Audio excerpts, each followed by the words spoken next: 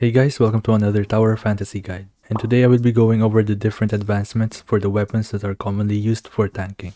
I've been seeing a lot of people asking which ones they should buy from the weapon store, so I thought it's a good time to make a video about it. I will give my thoughts on each one to see which ones you should go for, so you can get the most value out of your black gold currency. Before we begin, I just want to mention that this guide will mainly be for free to play and low spenders, so keep that in mind. And also, if you find this video useful, don't forget to leave a like and share your feedback in the comments below. It's very much appreciated.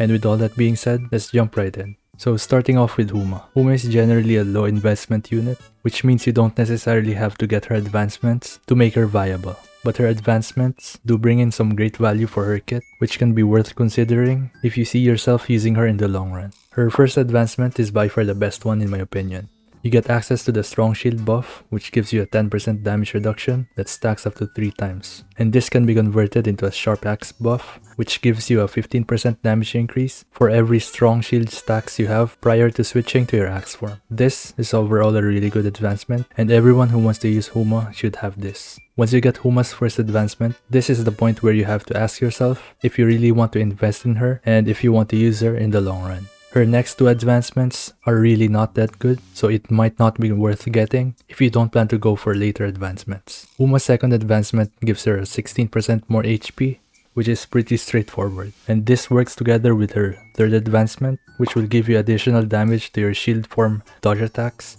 equal to 4% of your total HP. And I really think that these 2 advancements will benefit you, depending on how you play Huma. But if you mainly play her as a quick swap shield breaking unit, this won't have much value because you will be spending most of your on-field time in her axe form. I personally don't think this is a must-have, but it is nice to have. And her 5th advancement is an interesting one. This will give you a 30% damage reduction whenever you switch to Huma's axe form. This would have been a phenomenal advancement if it did not drop by 10% every 3 seconds and if it did not have a 30-second cooldown. So I recommend getting this advancement only if you're planning to go all the way in maxing out your Huma. And lastly, her final advancement is a big damage buff to her kit. I will put it up on the screen so you can pause and take a look at it yourself. But basically, this will increase the damage and range of the AoE your weapon does whenever you switch to Huma's alternate weapon form. And your weapon conversion cooldowns are now independent from each other, so you can basically use your normal skill twice consecutively if you wanted to. On top of that, it will also give you some HP back whenever you use this skill. So when you take a look at all 6 of Huma's advancements, they are all very good for her kit, but you either have to decide if you want to keep her at low advancement like A1 or if you want to go all the way to A6. Because her advancements in between are not that good or necessary, but if you are getting the advancements after them, you start to get more value out of it. So next up we have Meryl. Her advancements all comes down to getting more defensive utility. Her 2nd and 4th advancement will give you more HP, which will work well with weapons that also scale with HP like Huma, but the ones that stand out to me the most are both her 1st and 5th advancement. These 2 will increase your shatter quite significantly. The 1st will give you 15% more shatter unconditionally, and the 5th advancement will give you 50% more shatter if you have shields active. These 2 are the most valuable advancements for Meryl's kit because there really is no other way to get more shatter for your weapons. And I also think that you will get more value on Meryl's advancements depending on how you are planning out your endgame weapon set. So let's say you are saving up for Sakifuwa, it can be a good idea to invest on Meryl now because they work well together. Sakifuwa is the Frost Resonance, which will buff your Meryl's damage, and Sakifuwa's Clam Style skill scales off of HP, so having the extra HP from Meryl's advancements will be very useful. So overall, Meryl's advancements make her more of a comfort pick because of all the defensive utility it provides. But I will say that her 1st advancement and even her 3rd advancement is a good stopping point if you don't want to invest in her too much. For the next part, I will be talking about Cocoator and Xero. Generally speaking, it's not worth getting advancements for the standard support weapons since you will most likely end up switching them out for characters like Lyra and Nemesis.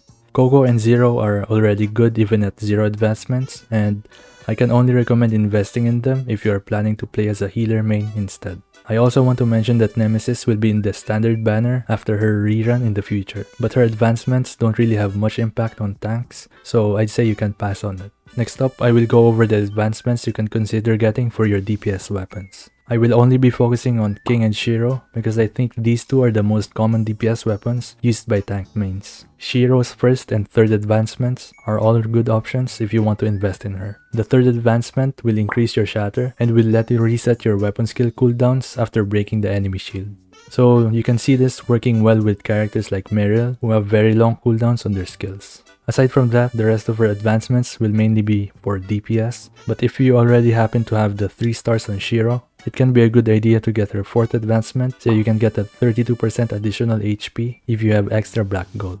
For King, he is very similar to Xero, wherein his first 3 advancements will help you out as a tank. And not to mention that King has the benefit of having his 2nd advancement as HP bonus. The TLDR for King is that you will benefit from his first advancement if you stay on King's weapon for an extended period of time. So if you mainly use him to put out more damage in helping your team clear content faster, this advancement will have more value.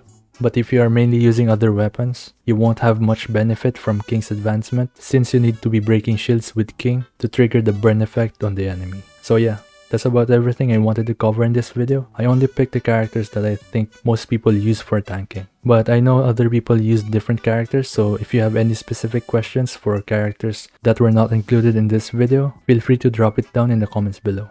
And if you have any other questions, comments, or concerns, I will be more than happy to take a look at them. With all that being said, hopefully you found this video useful. I will try to make more guides since that's what you guys seem to like watching. So if that's something you're interested in, don't forget to leave a like and subscribe. Thank you so much for watching until the end, and I'll see you on the next one. Peace.